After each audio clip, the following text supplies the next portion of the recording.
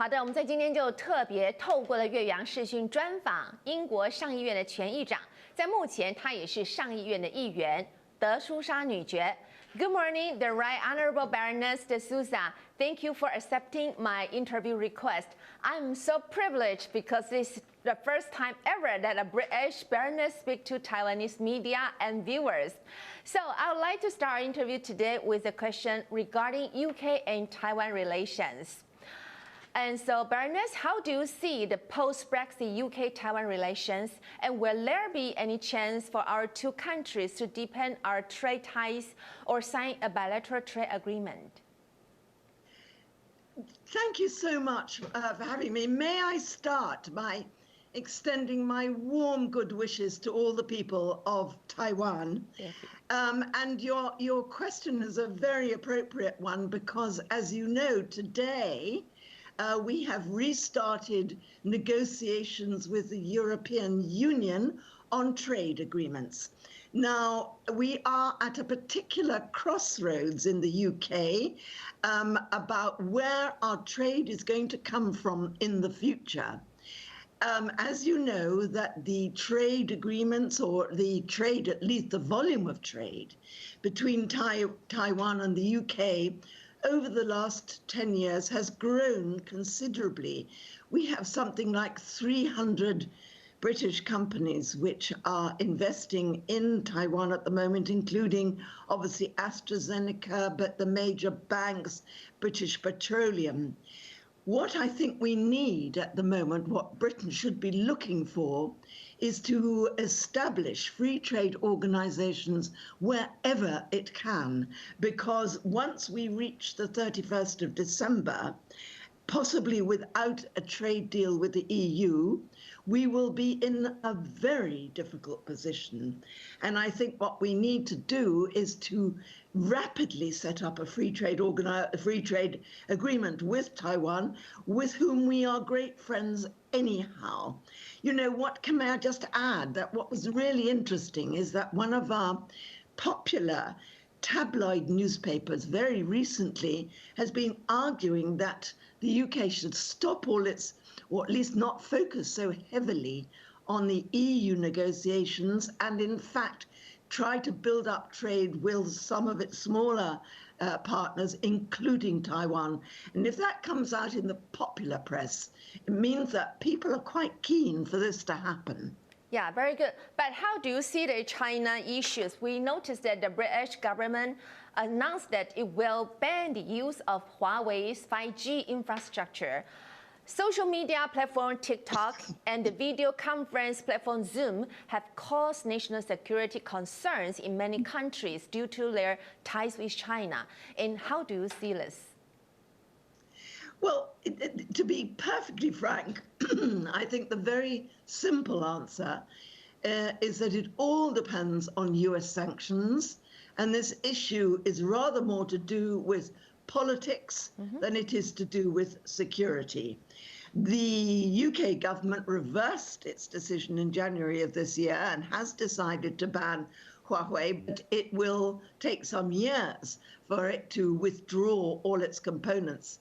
I personally feel that this is a step too far, because I think that it will, in the end, affect the speed of the digital revolution in the UK. It will certainly make it more expensive in the UK.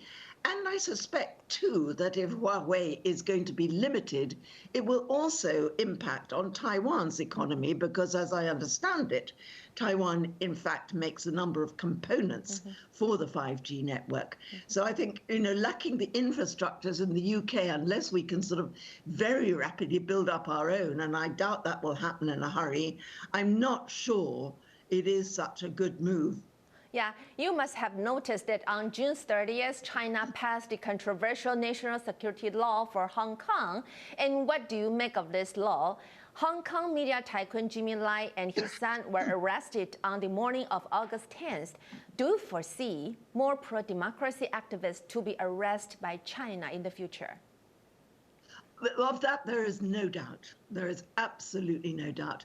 I think we will continue to see it because, in fact, the whole point of the law is to try to suppress dissent in Hong Kong. And it's a warning for Taiwan, which is always, well, since the time of your President Tsai Ing-wen, has actually rejected the idea of, one China, two systems, one country, two systems, or China first, or China only. So, I mean, I think that what we're going to see in Hong Kong is going to be a sort of, a foretaste of what may well begin to happen in Taiwan in due course. The Carrie Lam has actually, the chief executive has actually delayed the elections because, she says, of unrest, but mainly because of COVID. But it will also be, I think, to give time for the Legislative Council to select suitable candidates, i.e. candidates that are friendly towards PRC. You just mentioned that Hong Kong government announced that it will delay its elections for a year over various concerns. What do you think of this move? And U.S. Secretary of State Pompeo said that Hong Kong will never again be able to vote for anything or anyone. Do you agree with that? Very, very sadly, I have to say, I do agree with that. Because again, I think that the whole purpose of the law introduced in Hong Kong is to make sure that there is no dissent on that island, and that necessarily means that those candidates for election would have to be very well tested for their adherence and loyalty to PRC. Yeah, you met with our President Tsai Ing-wen in Taiwan and exchanged views with her. What is your impression of her? And during the outbreak of COVID-19, how do you think of her leadership in combating the virus? This is, to me, a very important and quite a sort of detailed question. And it deserves a proper answer. First of all, let me say that your president is a hero in the UK, okay? She is increasingly known as someone who is trying on her own to fight the arm of the PRC. And I think when she came to power, when she took over from the KMT government in 2016, when the KMT lost their majority, she immediately made it obvious that what she was going to do was to reject the 1992 consensus.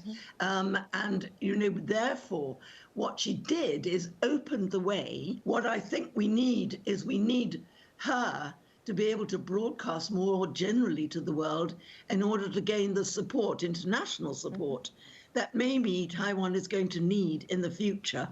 Yeah, you once questioned the British government what diplomatic and practical assistance it was providing to Taiwan and what plans they have to recognize it as an independent sovereign state.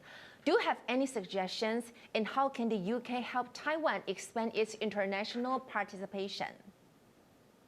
Well, I think Taiwan has what we should recognize is that Taiwan has an extra special role in perhaps persuading other countries within the Southeast Asia region to be less influenced by the PRC. I think, too, that we could make a start in the UK, and in fact, we've been asking the government to do this for some time, make a start by, for example, affording full diplomatic status to the Taiwanese representatives, for example, giving them the right to stay as long as they want, and for the embassy to have diplomatic status. I think also what we might do is sort of increase our trade with Taiwan, and this is in a time of great need on the part of the UK, so that shouldn't be a difficult thing to do. And I think that another factor would be, you've recently had a visit from Mr. Azar, yes, the Secretary of State for Health and Health Services from the USA.